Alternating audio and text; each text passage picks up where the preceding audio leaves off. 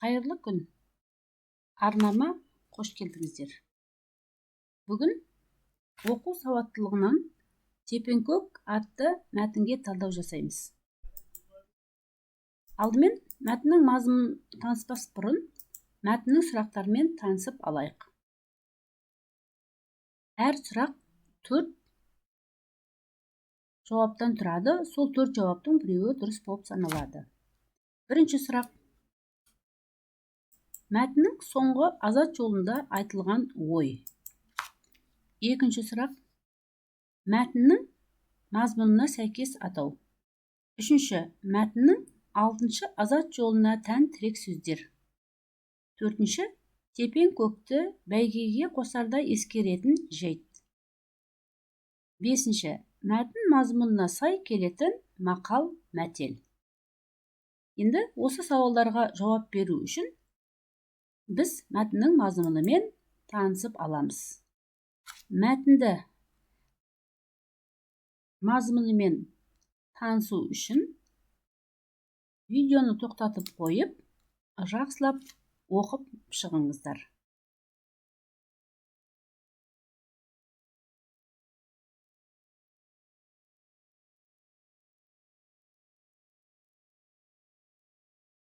Мәтіннің мазмұнымен танысып болсақ, сұрақтарға жауап беру үшін мәтіннің мазмұнынан ауытқымаймыз.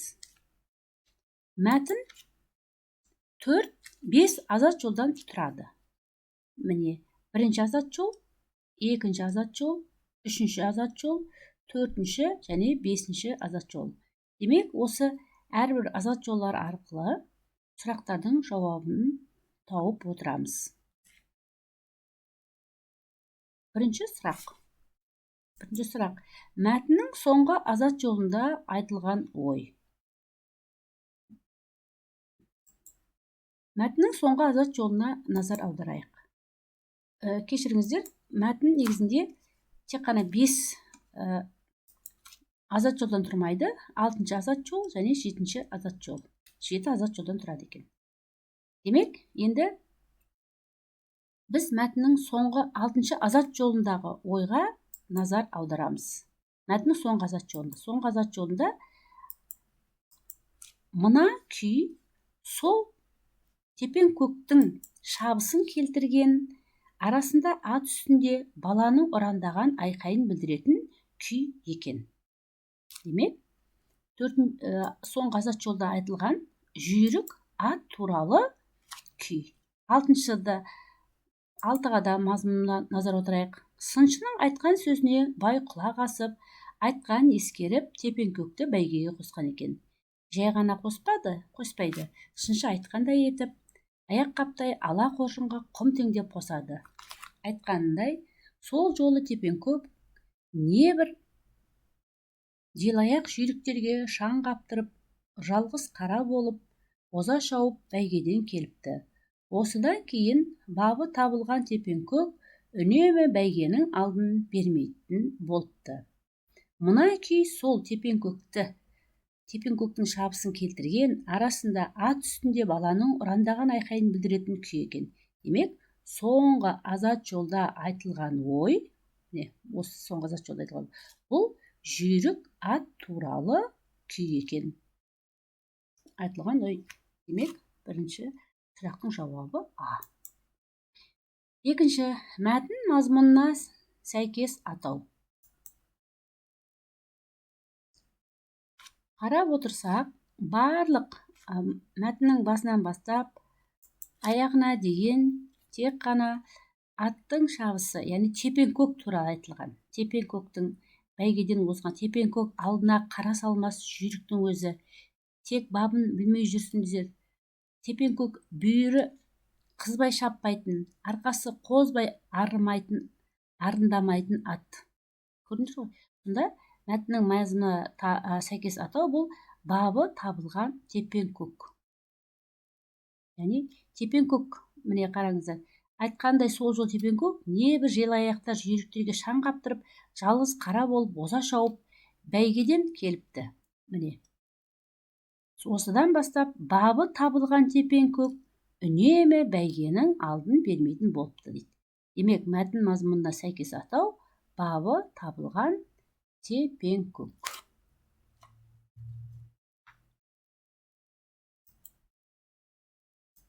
Келесі сұрақ. Мәтіннің 6-шы азат жолына тән тірек сөздер. 6-шы азат жолына назар аударамыз. Міне, мәтіннің 6-шы азат жолы, 7 азат жолы тұрады дедік, сол міне 6-шы азат жолы. 6-шы азат жолына назар аударып көрейік. 6-шы азат жолында сыншының айтқан сөзіне құлақ асып, айтқан ескеріп, тепен-көкті бәйгеге қосқан екен. Жай ғана қоспайды, сыншы айтқандай етіп, аяқ қаптай ала қоржынға құм теңдеп қосады.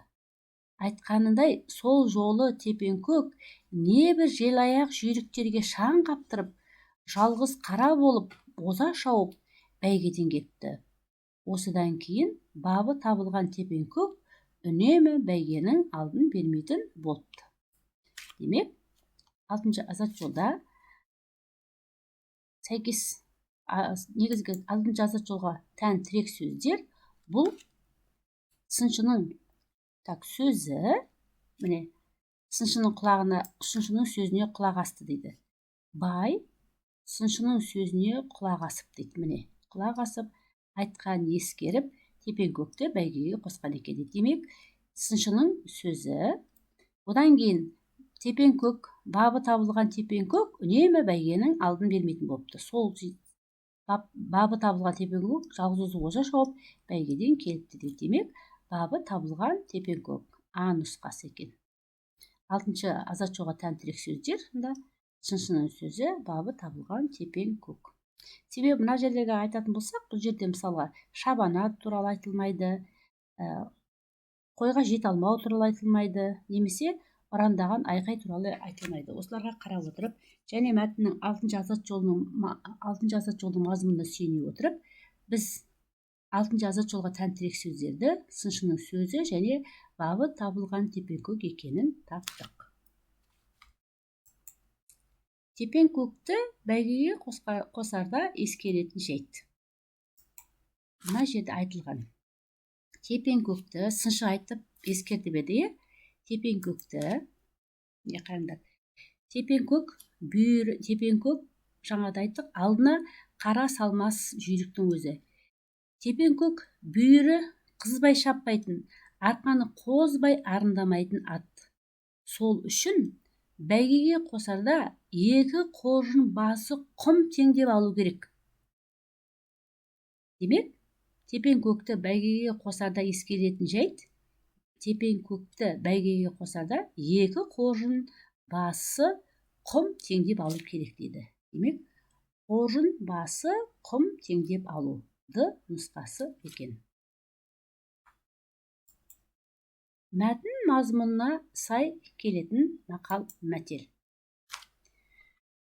Мәтінде 5-ші азат жолда айтылған, 6-ші азат жолда айтылған, яғни бұл жерде бізде мәтін тепен-көктің